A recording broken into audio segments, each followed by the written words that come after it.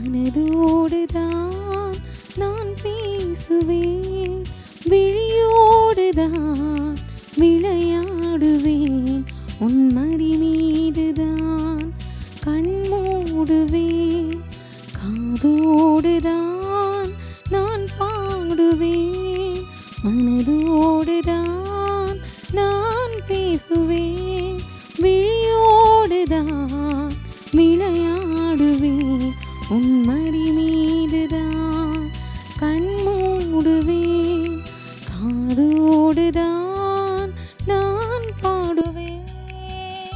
எல்லாரும் ஈஸ்வரி அம்மா வந்துட்டு எப்போவுமே ஒரு போல்டான வாய்ஸ் தான் வந்துட்டு அவங்களுக்கு நல்ல பயங்கரமாக சூட் ஆகும் அப்படின்லாம் இருக்கும் அப்படின்னு நிறைய பேர் நினச்சிட்டு இருப்பாங்க.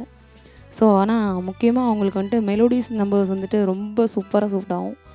அந்த மாதிரி ஒரு மெலோடி நம்பர் தான் காதோடு தான் நான் பாடுவேன். வளர்ந்தாலும் நான் இன்னும் சிறு பிள்ளைதான், நான் அறிந்தாலும் அது கூட நீ சொல்லித்தான், உனக்கேற்ற துணையாக என்னை மாற்றவா, உனக்கேற்ற துணையாக என்னை மாற்றவா, குலவிளக்காக நான் வாழ வழி காட்டவா, காதோடுதான் நான் பாடுவேன். ஸோ இந்த வந்துட்டு மியூசிக் வந்துட்டு வி குமார் அவங்க பண்ணியிருப்பாங்க, லெஜண்ட். அது மட்டும் இல்லாமல் லிரிக்ஸ் வந்துட்டு வாலி சார் சூப்பராக எழுதியிருப்பார்.